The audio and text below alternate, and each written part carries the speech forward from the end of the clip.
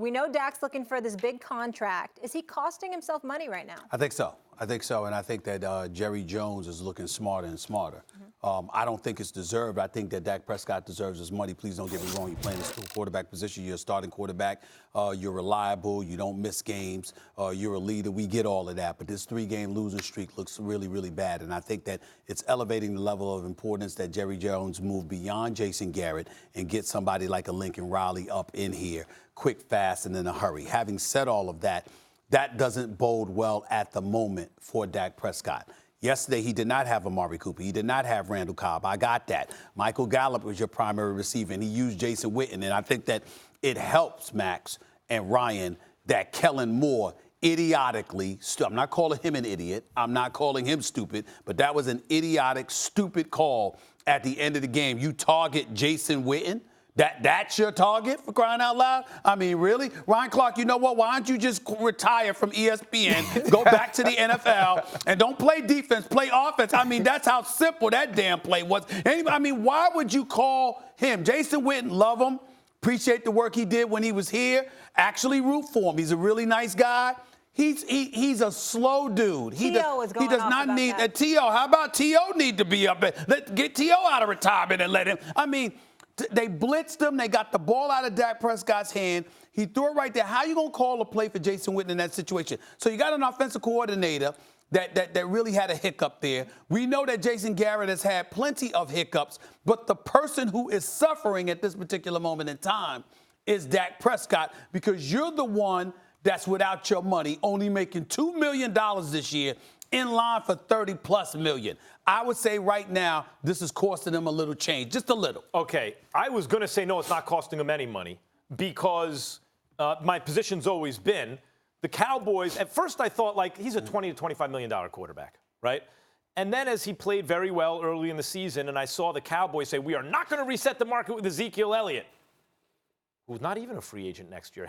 What was his recourse, really, to sit out and not reach free agency? They reset the market with Ezekiel Elliott. Biggest guarantee, biggest average annual. So, and they signed a lot of other guys. It became pretty clear they're going to reset the market with Ezekiel Elliott. With Dak Prescott. And so at that point, why should Jerry Jones do the deal now? When you reset the market, it's like by $1. It's not by that much. So it's not like if Dak plays really, really well, you're going to have to reset it by more. And if he plays so poorly, can you even really pay him less, or are you going to reset the market anyway? Or would you be willing to let him walk? And then, of course, here's the one issue, the franchise tag. They can franchise him. And if they franchise him, I suppose he costs himself some guaranteed money, although even then it's hard to say because there have been no reports about what the guarantee has been. The Cowboys have offered Dak $30 million a year. He rejected it. What was the guarantee? What was the guarantee? And the fact that those details aren't out there tells me the guarantee is not very big. I think the big picture is this. Are the Cowboys going to keep Dak or not? If they're going to keep him, they're going to reset the market. They've isolated every variable except the two they're down to is head coach and quarterback. They have everything else.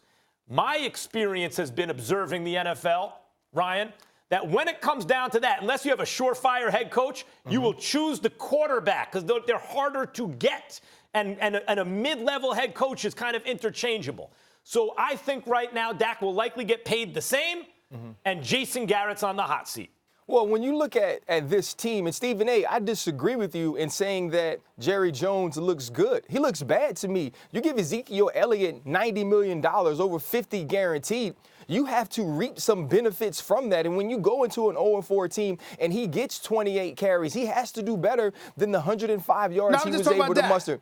I understand that. Right. And on the other side of that, if it's 3rd and 1 in the red zone, you have to be able to get that. And on 4th down, you can't have Kellen Moore feel like he has to run Dak Prescott in order to pick that up. And so when you look at this team, it's hurting in a lot of places other than Dak Prescott. Now let's get to the question. Has he cost himself any money? I don't believe he has, because I believe the floor of that contract was always going to be what it was, as in they're not going to go lower on Dak because they aren't winning games or because he's not proving himself a top-tier quarterback. I think what Dak wanted to do with this season was prove that he needed above and beyond what the market is set at, that he needed much more than $110 million guaranteed that Jared Goff got. And so in that sense, I don't think he's proving his point. But I believe that Jerry Jones was always going to set the market with Dak Prescott. And with, like Max says, you set it by $1. You don't necessarily have to give him $125 million guaranteed, but you have to give him more than Carson Wentz. You have to give him more than Jared Goff. On the other side of that, Jerry Jones should be thanking Carson Wentz, because I heard the conversation that you guys have, and I totally disagree with Max. I watched the game, and I see Carson Wentz as a special player. I see him playing on a very bad team with wide receivers who haven't helped him. And so by him doing a deal where he only got $107 million, that really helps the Dallas Cowboys, because Dak right now isn't playing in that type of air. He isn't willing his team to even compete in the way that Carson Wentz is, with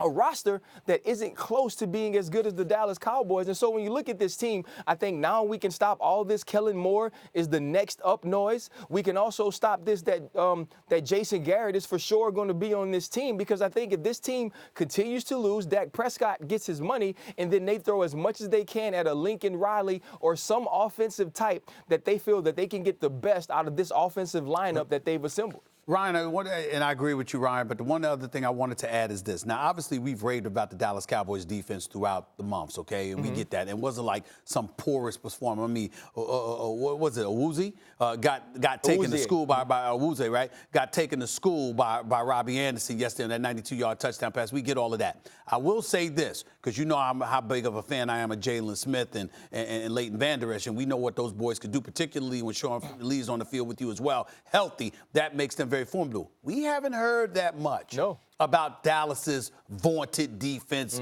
vaunted linebacker core. Now, I'm not trying to imply they're doing a poor job or anything like that, but they were difference makers last year. Thanks for watching ESPN on YouTube. For more sports highlights and analysis, be sure to download the ESPN app. And for live streaming sports and premium content, subscribe to ESPN+.